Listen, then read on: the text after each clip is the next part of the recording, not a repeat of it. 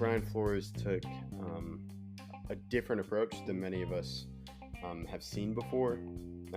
Very reminiscent of Roger Staubach. Yeah, so we can compare a rookie QB to a toddler. So that's why I have the Mavs winning in 7, and then Luka's just going to be Luka. Hayward's absence for this game will be significant, and I wouldn't be surprised if this game turns into a blowout as of late. The Golden Knights just can't pull it. I really think the Avalanche are determined this year. They made so many moves and grabbed so many guys that they have to win a championship or at least make the finals. They were on our championship and bust. Dallas has just been on a tear. I believe we can attribute that to Jason Robertson. Also, Jake Ottinger, who's really stepped in. Kaprizov and the rest of this crew. Jordan Greenway, who doesn't get enough props. He definitely is somebody who needs to be mentioned more. I definitely think this is going to be a great series, and I'm interested to see how much Kaprizov can impact the game as a rookie.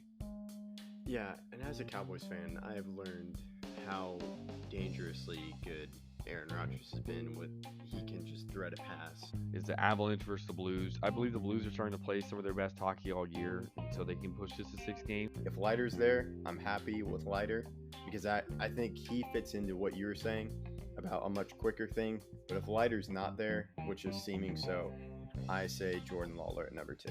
The same self. The only year he won an MVP was the year he cheated, which really should put something against that MVP. But there will be a Rodgers playing for Green Bay, even though he may not be the quarterback. But it's still unknown there. Austin is giving me the dead stare, so I guess don't mention Aaron Rodgers to him right now. A top 3 corner in the league in Jair Alexander, and pairing him with a really fast corner should definitely assist in their ability to guard anybody in their division and anybody in the league. Hello, I am Ruby Ackerman, and you are listening to Outsider's Opinion with Kevin and Austin.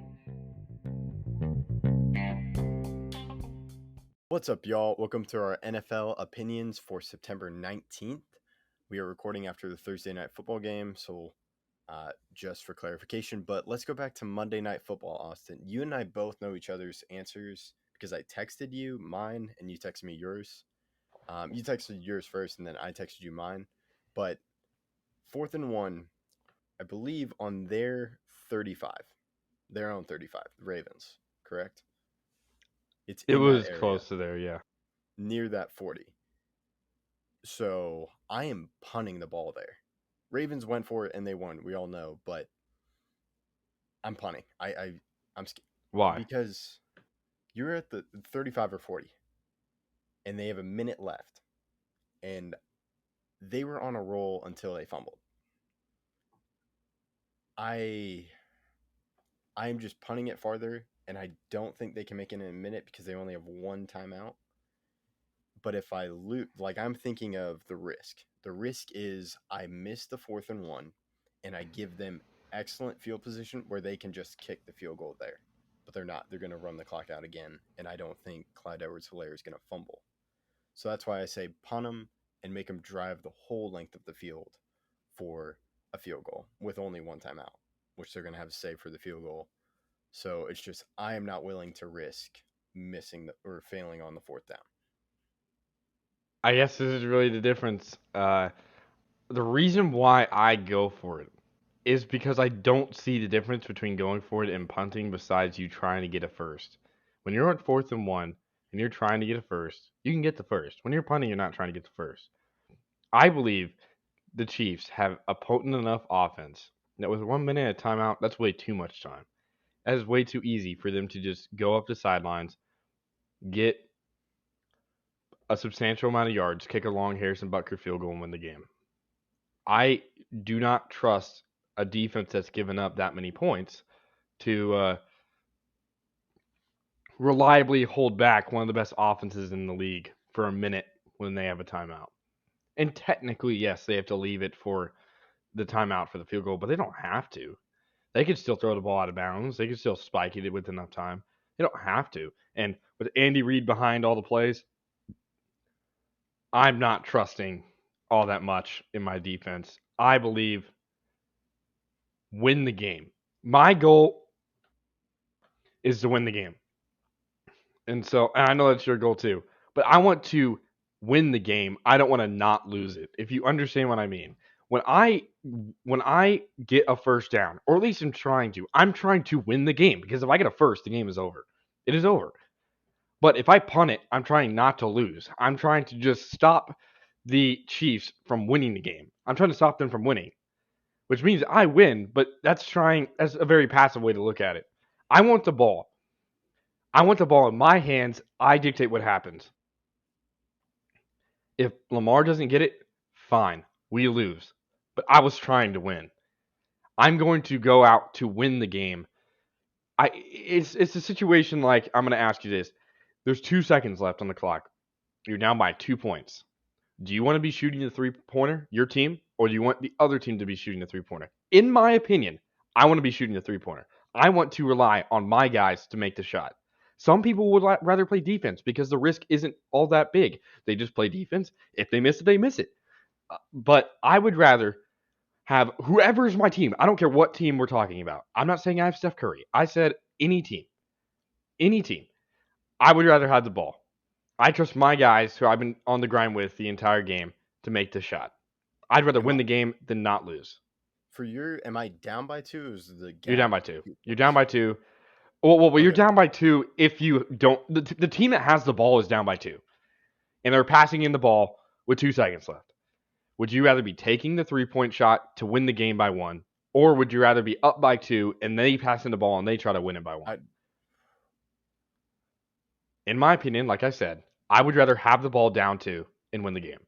I believe that I get to control my destiny. I believe in controlling my destiny, and you don't get to control your destiny. As much as you think, well, defense can do this, defense can do that, we could potentially block him. You don't control your own destiny. It's the guy, does he make the shot or not? Does he win the game, or does he lose the game? I'm trying to win. I'm not trying not to lose. I think I'd trust my defense on that point because I believe I can pressure that player enough that he's not going to make the shot. I disagree. There's 5 players on the court. I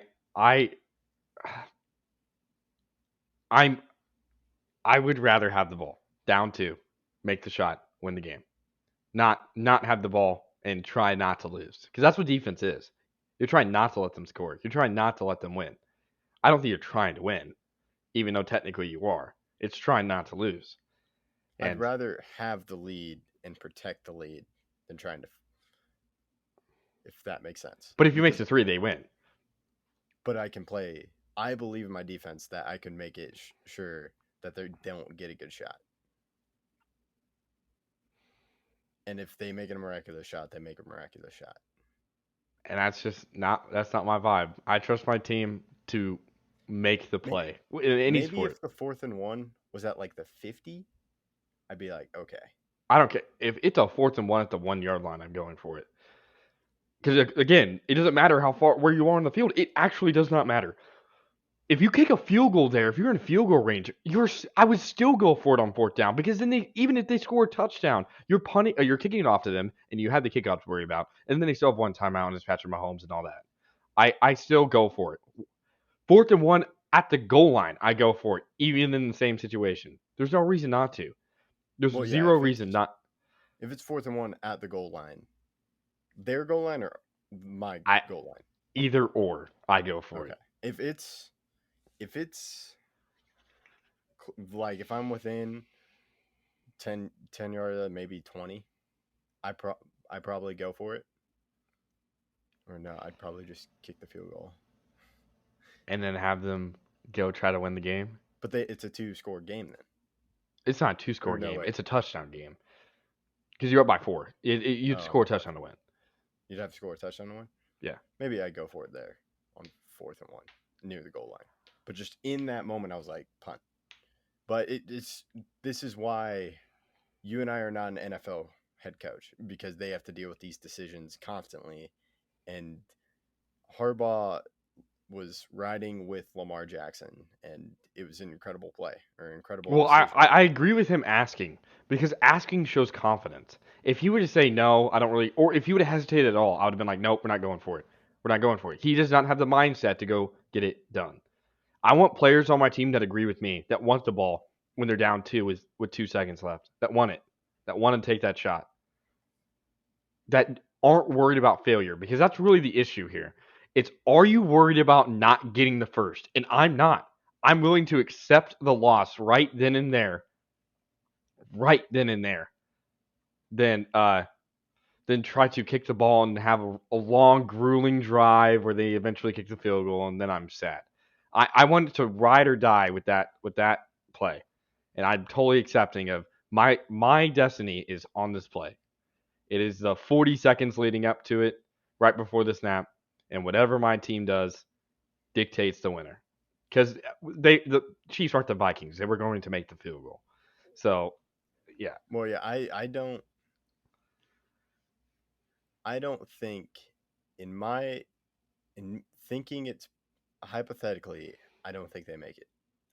I think the Ravens defense would step up after forcing that fumble. I think there would be enough momentum to keep the Chiefs defense from Chiefs offense from getting into field goal range or having a big play.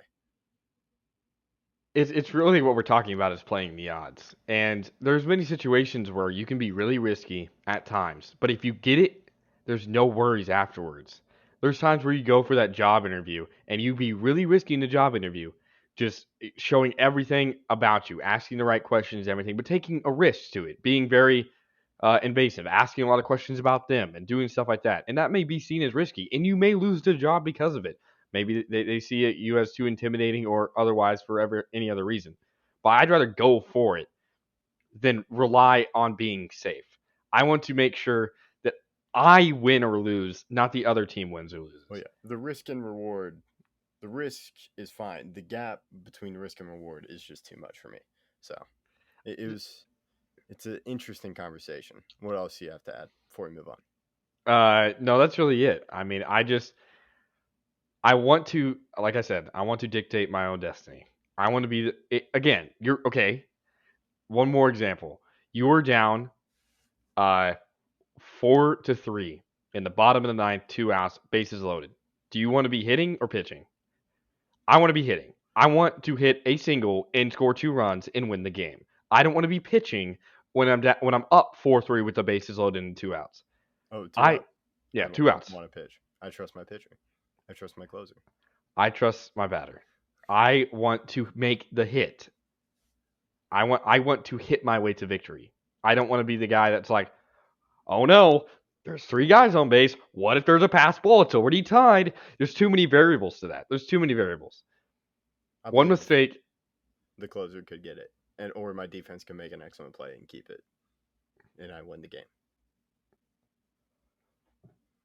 I mean, that's the whole conversation. I mean, we could do this for any sport. Well, yeah, but we could. Yeah, that's why I Yeah. think we spent about 11 minutes. So it's good conversation. But let's move on. Let us know what you think in the comments. So now, so many injuries, and that's why I mentioned that we were recording after Thursday Night Football. McCaffrey's injured, and DJ Moore was a little shaken up in the third quarter, but he came back. And then, of course, Tyrod Taylor was injured before that game. You have so many injuries, especially the Ravens and the 49ers. 49ers. You sent me that stat. Cowboys have some injuries. I think Ravens, I think it's a training issue. Like when you're running back, most of your running backs are injured. And then, it's mostly the same injury with the torn ACL, except Justice Hill tore his Achilles. Yeah. I don't think you can prevent a torn Achilles. That is a freak thing. ACL, we know enough about. Wow. We know enough about that we can prevent cuts and stuff like that from doing too many cuts in a drill. But I don't know if you remember this, but Mike Soroka, the pitcher for the Braves, tore his Achilles walking to the stadium. Achilles is a freak injury. If you tear your Achilles, there's nothing you could do about that. Nothing. I mean, like I said, Mike Soroka tore his Achilles walking to the Braves stadium. Walking to the stadium. That just show. John Wall tore his Achilles in his shower. It's a freak thing. Many people tear their Achilles doing things that aren't even related to their sport. So the ACL, I agree. Marcus Peters, all the other running backs that tore their Achilles, that is a training issue. I don't believe the Achilles issue really is. I don't think you can prevent a torn Achilles from occurring. Yeah, I agree. I think the ACL and I think there is something that can be done with that. Um, the Achilles, I do agree, freak injury. Um, I am looking at just to make sure who tore his Achilles. I think you're right. I think it was So Justice. Peters tore ACL. Edwards tore Uh, his ACL, right? Edwards, yes. What Dobbins do? Did he tear his ACL? I think yeah, he tore his ACL. Yeah, and it Hill was is the yeah, Achilles. yeah. Those two, Dobbins and the other one, yeah, those are just Peters Edwards. Edwards was the and other running Edwards. back. Yeah, Yeah, that's right.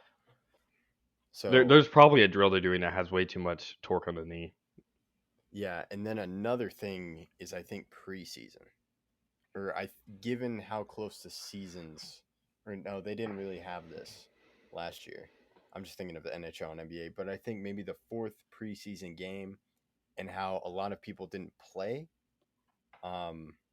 I think that is also impacting this season.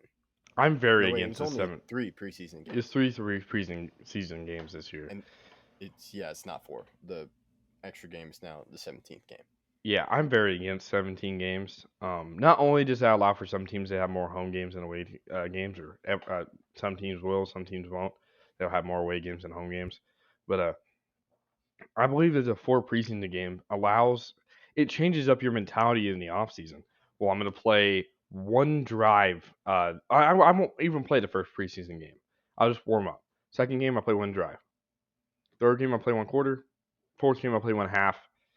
Like I'm revving up. First game season, I play the whole game, and that really can set you up for success. But now you have to play that first preseason game a good bit, and that's going from no games to full on contact NFL football, while there are guys trying to pry a job away from somebody else. Those guys in preseason are no joke. They are trying as hard as possible to get paid. So it's just this is a risk benefit. I just don't see what benefit there is to 17 games besides money. And that's the only reason why they're doing it. And that's another reason why I hate it so much. They're doing 17 games for the more money. That's the same reason why they add another playoff team. I hate when they add another playoff team because it just makes it to where another worse team makes the playoffs. It's just for money. It's just another playoff game. Yeah, So I understand that. yeah, and I actually technically think there's 2 more playoff games because there's one in each conference. So yeah, and I think owners do make a lot of money during preseason, but I think they're going to even make more money with a regular season game. And it sounds like they're going to alternate home and away, however that works. And then my point with preseason is Aaron Rodgers missed the entire preseason or skipped the entire preseason. And he just hasn't looked sharp. There were just it was raining on the Monday. Oh, the Ravens and Chiefs game was Sunday night. Monday night game was the Packers game. My apologies for that. Um, there's some passes where he's not quite to form yet, and I think it's just because he hasn't played. He didn't warm up like you said. Do one drive, then a quarter, then a half, and then a full game. They didn't do that progression. And I'm sure he is definitely not the only person. It's just the person that came to mind for me. well, I think a lot of players are scared of the Tony Romo situation. A preseason injury ended his career. That's the only way you can see it. If Tony Romo doesn't get hurt in the preseason, uh, I don't think Dak gets that contract. His You gotta Dak's hope. best season, You, arguably, was the first one. that is the only season. I think he was last season before he got injured. I think he was going to do really well. Yeah, but still, he got hurt. It was hard yeah. to predict. But I think Tony Romo feels pretty good because of the contract he got from CBS. Yes, but that was never guaranteed when he got hurt. Yeah, but I think he was going to get injured during the season. But that is a good point.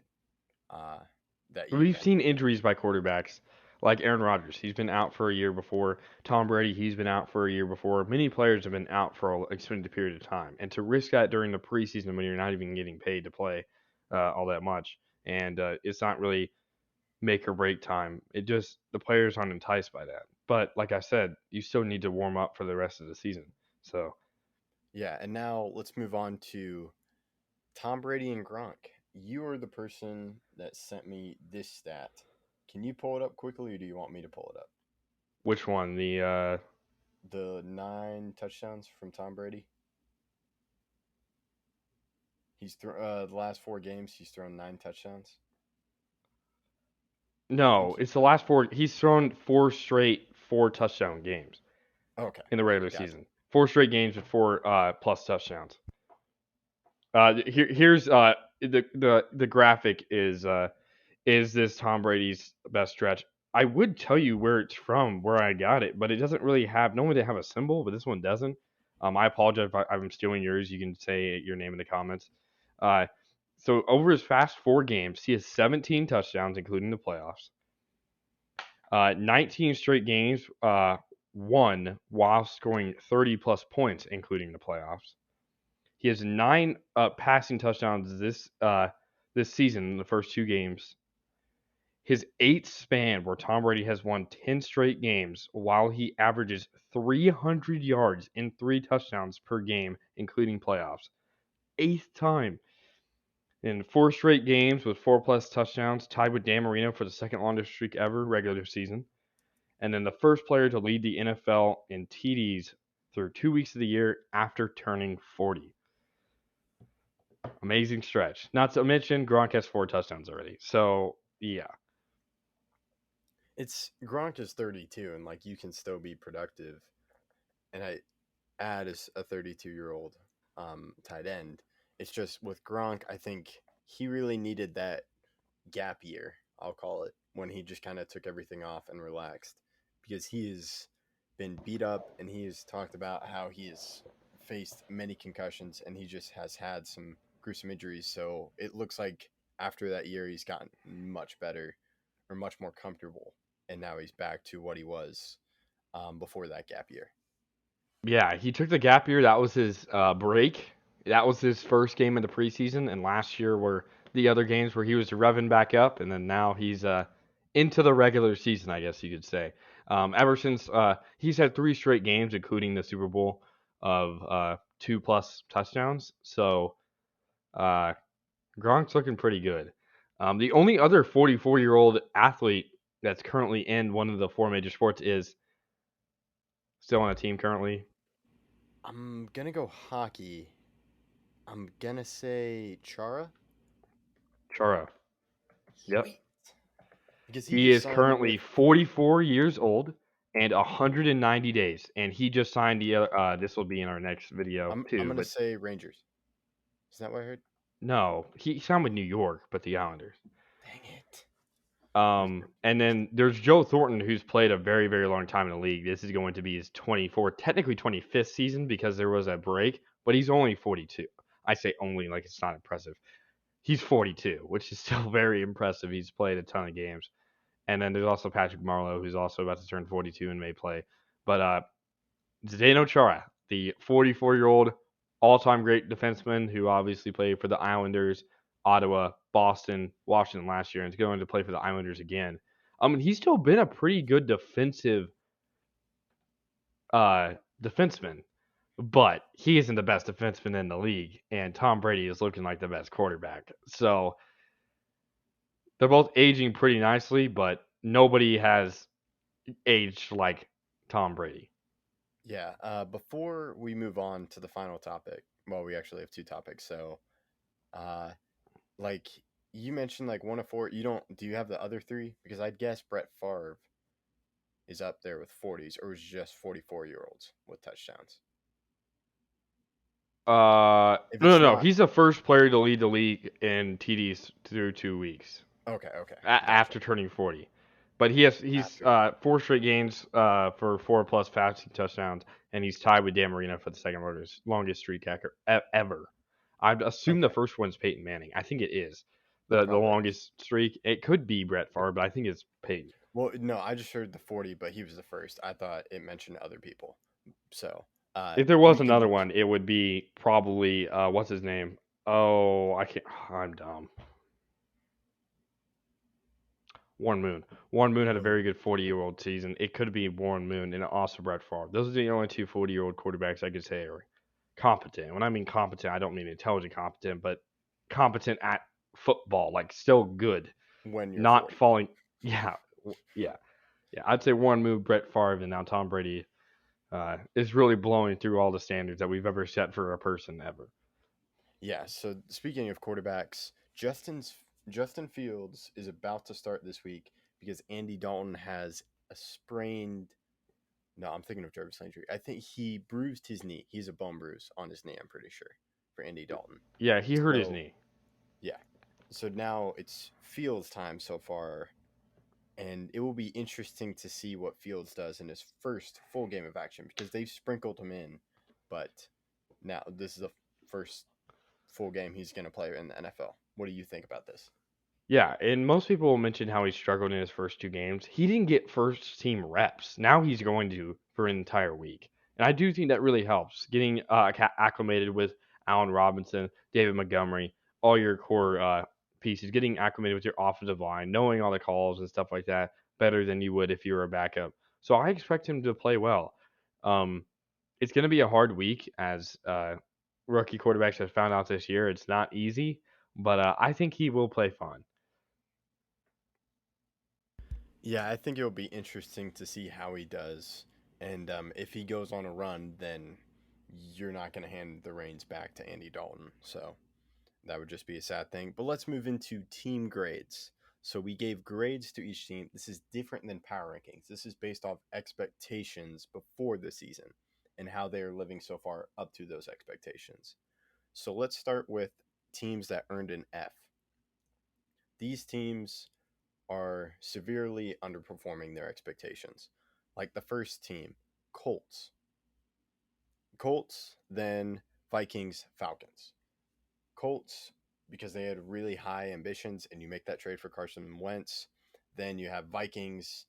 They just have not gotten to a good start. Falcons, I didn't think they'd be this bad, so that's where they're F. What are your thoughts, Austin? Yeah, all those teams, disappointing starts to the season.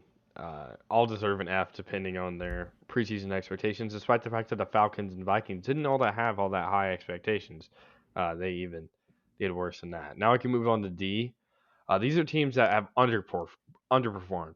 Um, we have the Bengals, Titans, Giants, Chargers, Chiefs, Packers. Most people will be like, why the Chiefs? They even played well against the Ravens. The Chiefs have very, very, very, very extremely high expectations, especially since they haven't lost in September with Patrick Mahomes as their quarterback, and he hasn't even thrown a pick in September during his career before this last game. So expectations, when they're through the roof, they underperformed. It's not saying that they're bad. Again, this isn't a power rankings. This is based on preseason expectations. If you were to say that the Chiefs are 1-1, you'd be like, wait, the Chiefs lost in September? Same thing with the Packers. When they lost to the Saints by as much as they did, that's underperforming. The Chargers, I expected their offense to be better. The Giants should have beat Washington. The Titans, their defense has been terrible. And the Bengals, even though they won week one, I still thought that Joe Burrow would perform better at this point in the season. Yeah, that's very well said. The Packers, you and I both, and given how the Chiefs made so many big moves to improve their offensive line, and they're only 1-1 right now, they're severely underperforming. And just how the Packers lost Game One um, to the Saints stinks. And then you did get a win against the Lions, but it's the Lions. So now we go to C. C are teams that earned a C are just performing at their expectations. So it is a long list. We have the Jaguars, Washington, Jets, Lions, Texans, Bears, Patriots, Seahawks, Dolphins, Ravens, Steelers, Niners, and Saints.